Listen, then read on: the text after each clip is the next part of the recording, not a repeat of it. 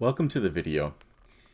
We wanted to make sure that we had as much interactive material as possible on the kickoff call, so we saved some of the more direct content on goal achievement for this supplementary video. As I mentioned when we did our kickoff call, I'm Keith Spirrell. I'm partner with Apochromatic. We work with individuals and teams on professional, team, and leadership development through both coaching and consulting. Thanks for listening to this video. Amy and I believe this will be critical information in your goal achievement efforts. Be sure to visit apochromatic.com or email me at keith@apochromatic.com if you have any questions or follow-ups. I know 2020 has been an interesting and challenging year. That might be the understatement of the year. But it's time to fully set our minds about thinking about 21. So without further ado, let's go ahead and get started. Today we're going to discuss the following 7 strategies for goal achievement. These are strategies we've used with clients for years and strategies that have proven again and again to be effective. So just to go through them quickly. We're going to cover a little background. We're going to talk about how the EDGE exercise goes into smarter goal framework. We're going to talk about 100% is greater than 10 times 10%. We're going to talk about your why. We're going to talk about incrementalism. We're going to talk about rewards. And finally, work sprints. So what I'd like to start with asking you is, do you have a perpetual to-do list, or do you have perpetual to-do list syndrome? Are there items that are constantly making your list longer and longer? And do you maybe even find yourself doing things, adding them to the list just so you can check them off? All of this technology and all of this time and effort is aimed at trying to organize our lives, trying to manage our time. Whether you're using Asana or Todoist or Evernote or tasks or things, having a master to-do list that turns into a monster to-do list can actually create a lack of focus and minimize your ability to achieve the goals you set. There's a time and a place for a to-do list, but it doesn't have to be the place for goal setting and goal achievement. So black these out and keep them for what you're doing when you're doing day-to-day work that needs to get done. But these are not the places to keep track of your goal achievement. Think bigger and think beyond to-do list. So what about your goals list? Do you have books of notes that will be projects that you get to someday? Plans and goals that you look back on each year with little or no progress? Maybe they're just in the back of your mind, or things you've talked about in college or with friends or family over time, or they're part of your career development focus, or they're just your dreams. Worse yet, does career development always get put to the end of your list? Maybe they're just an insurmountable task that's been eating away at you forever, a project or an effort in your career that you haven't gotten to. Whatever you have for big goals, there are likely things you haven't yet achieved.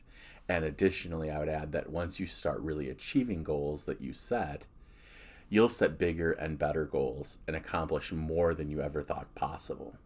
So between these to-do lists on one end that are really micro and these big dreams that don't have specificity are really macro, in the middle of them are the goals that we're going to work on this year, making sure that we move forward. Now here's a few stats. Only 8% of people achieve their New Year's resolutions, and the numbers fall off so fast. Only 46% make it to 6 months with a New Year's resolution. And honestly, some statistics show as much as 80% of people fail on at least one resolution by February. This is the idea that we have big goals, we have big ambitions, but we don't execute correctly. Michael Hyatt says, somewhere deep inside you realize that the dream has taken a hit. It hasn't died, of course, but it's been dialed back, calibrated to the reality of deadlines, budgets, and limited resources. A similar process can happen for individuals who set out to create something, whether a book, a promotion, a record album, and even a comedy routine. It's easy to settle, and at that very moment, you face a decision. We don't want your dreams to die because you haven't accomplished them in the past. And so, again, somewhere in the middle there is goal achievement, and that's what we're working on this year. Now, during our kickoff meeting, we did the EDGE exercise. The goal of that exercise is to start thinking of where you want to be in a year, in 3 years, what your destination is. And then figuring out, based on where you are, what stands in the way. In this diagram, that's the what matters section, the things that matter. These are the obstacles that are in your way. Further, there's things you can control and things you can't control. The intersection of the things you can control, or at least have influence over, and the things that matter is where you should focus your goal achievement energy. So make sure when you're constructing your goals that they matter to your long-term benefit and that you have some ability to control or make an effort to improve them. Now, oftentimes in about 1 million places on the internet, you'll hear about SMART goals, them being specific, measurable, achievable, realistic, and time-keyed. There's plenty of research and discussion available online about SMART goal frameworks.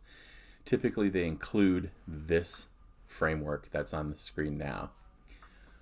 What we want to do is focus on smarter goals. And there's a couple changes here. This is a framework developed by Michael Hyatt and puts a sharper point on how to actually craft a goal statement.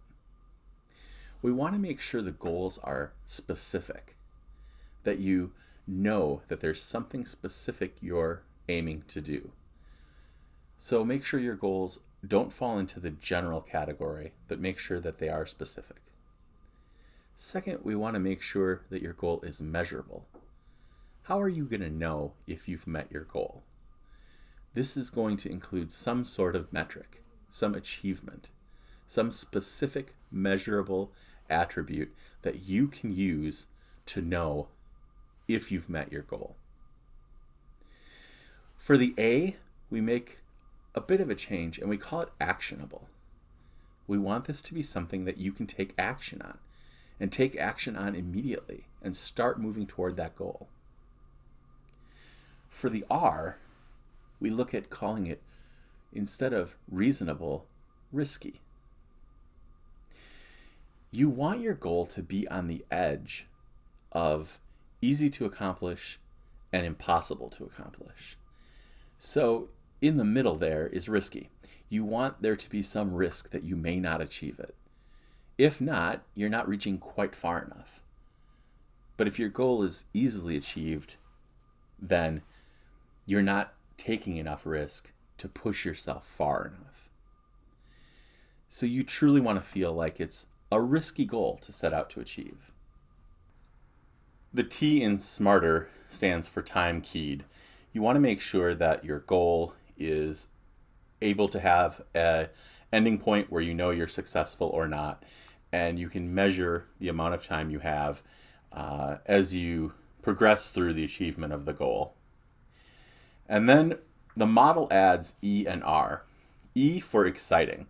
So you want to make sure that the goal is something you're excited about.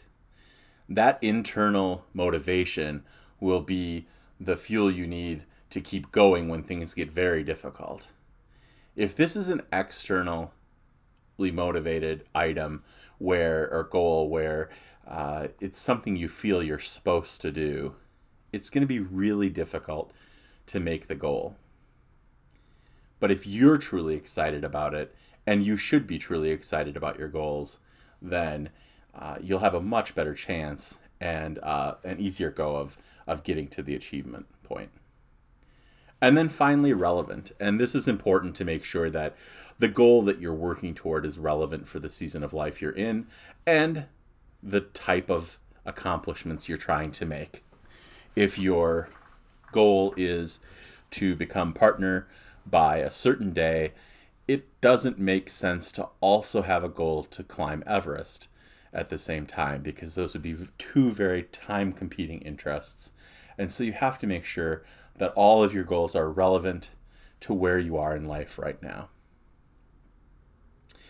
So we want to make sure you use this SMARTER framework. So as you write your goals, you want to make sure that each goal is specific, measurable, actionable, risky, time-keyed, exciting, and relevant.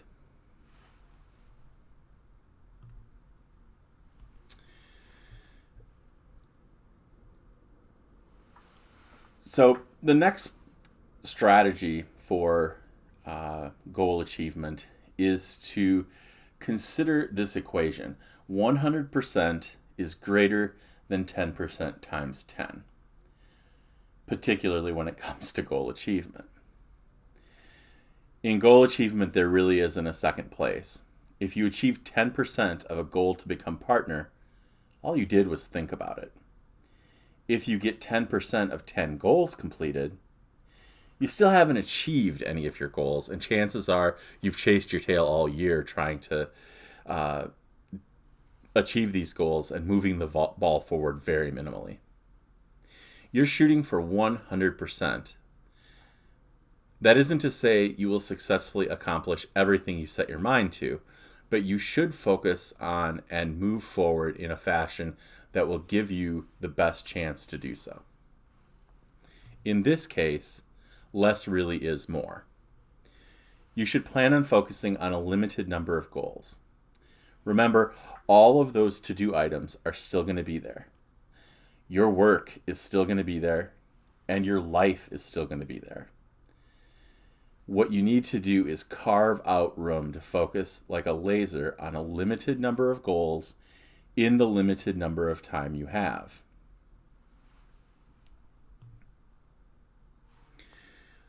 So to make sure you can manage less, you need to break down your goals by quarter or some other easy designation that works with your schedule. It might be based on the fiscal year of your firm. It might be based on some other calendaring requirement that you have. But while some goals are much longer term and will take you multiple quarters, try to only work on 3 to 4 larger goals at a time. And then as you're working on those 3 to 4 goals, be acutely aware of where you can make substantial progress. Don't spread your effort an inch thin and a mile wide. Focus like a laser when and where progress can be made. And when you're thinking of a time period as big as a quarter or big as 2 quarters long, there will be times that you'll be far more able to put focus on a goal, and there will be other times when a different goal can be focused on easier. And you should take advantage of that and really substantially focus on the things that you can make the best effort at any given time. And then finally, it's good to know and point out and think about the fact that we all have the same 168 hours in a week. The key really isn't to work harder or hustle more or some sort of false time management paradigm that may help, but working more efficiently, effectively, and smarter overall is the key to goal achievement, and making sure that you carve out that specified time just for the goal achievement. This is the basis of this whole strategy. You make sure that you give your all to the minimal number of goals you set each quarter so that you can truly pass the 100% line instead of spreading your effort thin, and have a narrowed down 3 to 4 goals. And once you have that, the next strategy is to focus on your why. This is really critical to your success, to define, embrace, and review your why. The reality is that if you've set a goal that's risky, your goal will get hard at some point during your process to try to reach achievement. There's going to be difficulty. And you may actually find that even getting started on the goal is hard. But more often it's somewhere in the middle where things get really difficult.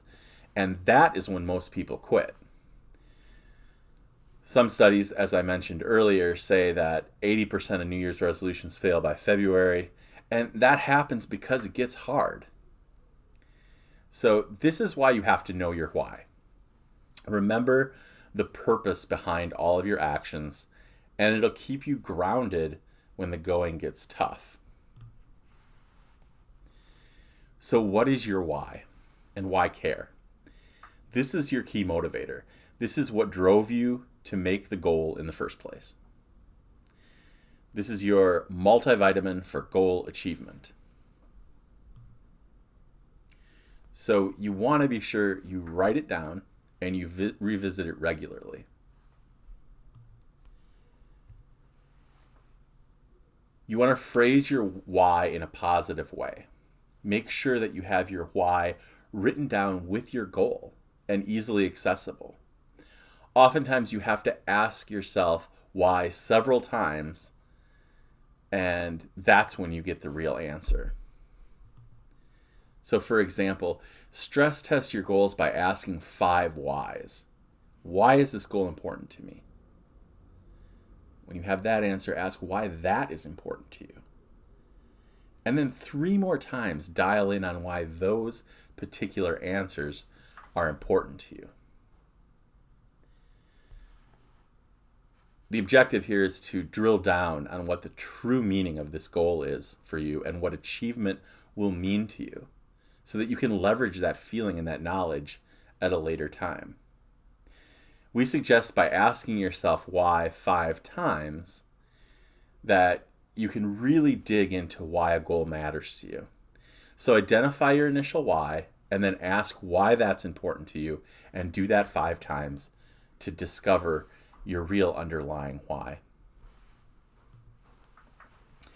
Now, Gail Hyatt says, people lose their way when they lose their why.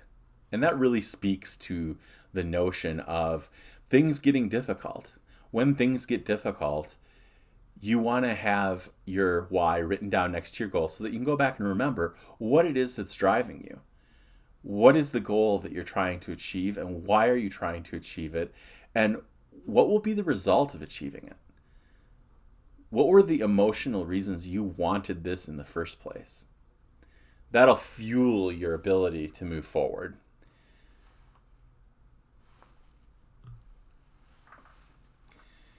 And don't forget the edge exercise.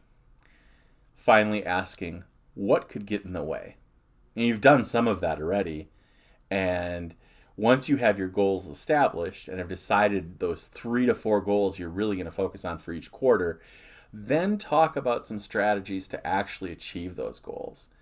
Ask yourself what could get in the way.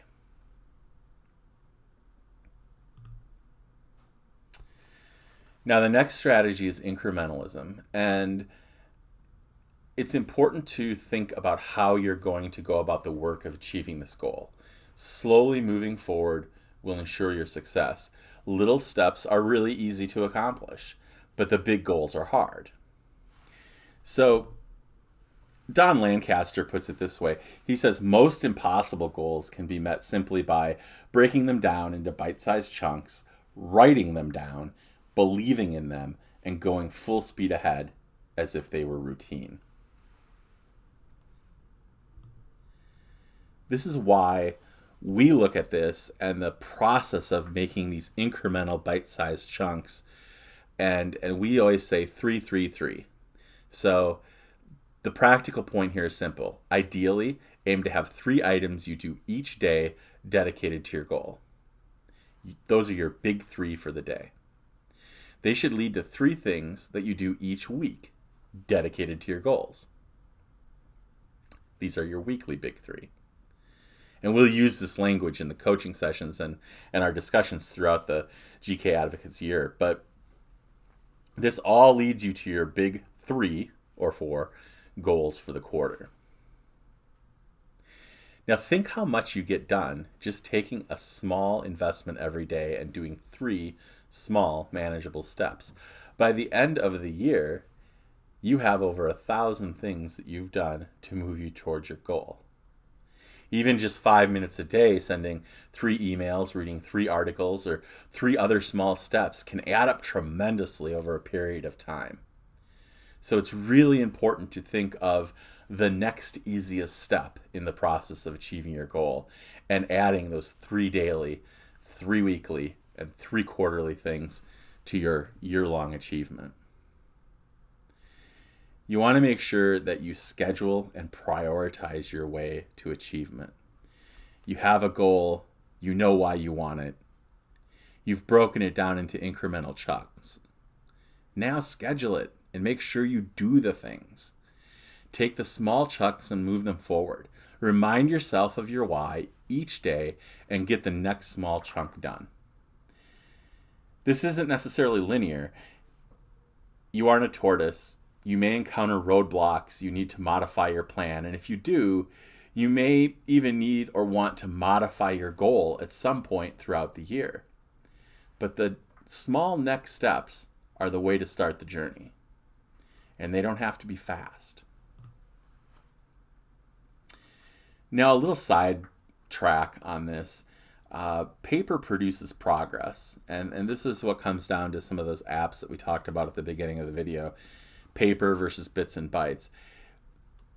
Technology can also be a distraction, and we all know this. One of the best ways to incrementally move forward on a goal is to have the goal, the why, and the most immediate steps written down in your handwriting in a place that either a journal or a calendar or some way that you can look at them every day, and if not every day, certainly several times a week. There's plenty of tools like the one on the screen now, the Full Focus Planner, that are available to organize these thoughts. But all you need is a notepad or a Moleskine notebook or some other way to have them top of mind. You may be ready to use a planner system, and you can simply utilize pages in that to put your goals written out. I would caution you that as much as you might be a tech person, which I am, you will have far greater benefits from actually writing these things down. The Full Focus Planner, you end up writing these goals every quarter and recopying them in a handwritten manner.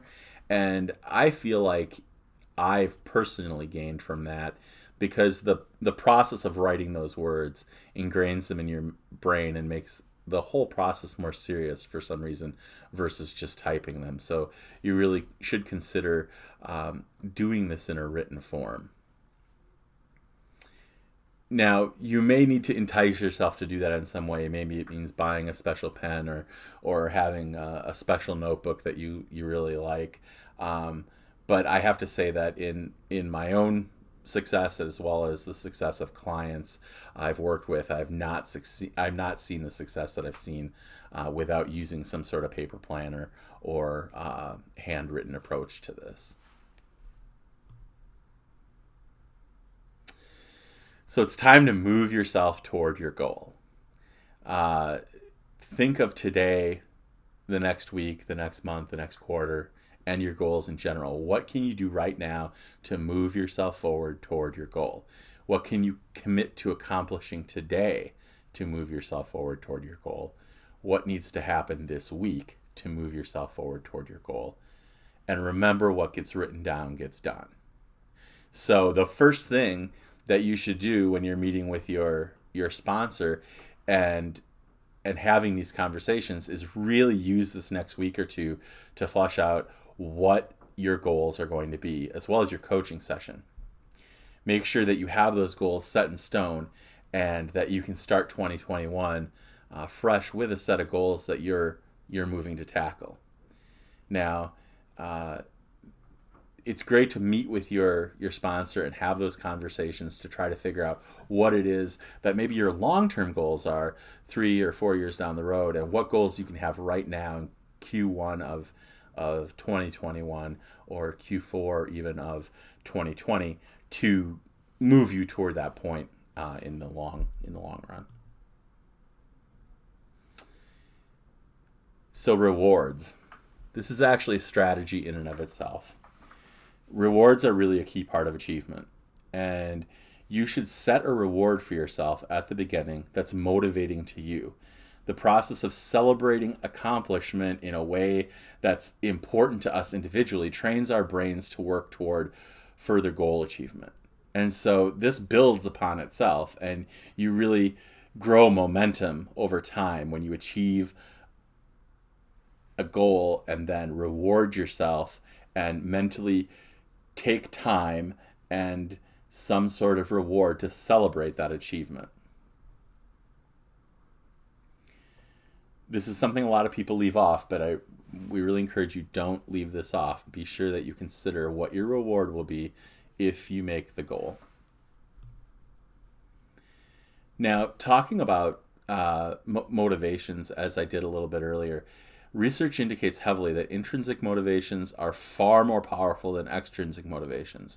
So someone else wanting something for you or doing something for appearances is proven to be far less motivating than the internal reasons we take action. So if you look at your why and you realize it's an extrinsic motivator, you want to ask yourself why you're doing that goal, and maybe reframe that as an intrinsic motivation that is driving you rather than someone else driving it. Write these intrinsic motivations down right up front, and make sure that you can regularly review them, just like you regularly review your why. And then the final strategy I'm going to talk about today is sprints. And it's important to acknowledge the R for risky in the SMARTER framework. Goals are difficult to achieve, and if they weren't, they wouldn't be so valuable to your future. But that said, one of the favorite strategies for high achievers who may be struggling to find time to focus on their goals is to do a 5 or 10 minute sprint. Next time you find yourself with 5 minutes between Zoom calls, instead of checking Twitter, pick a goal and do something on it. You might be amazed how much you can do with 5 or 10 minutes to take action. And doing goal sprints whenever you can will allow you to make forward progress and build momentum much more consistently than hoping for the day when you have 7 hours to consistently work on a goal, because that day may never come. So when this happens, you need to leverage the tools you have at your disposal. When you get to this point where the goal setting is difficult, leverage all of these tools we've already talked about.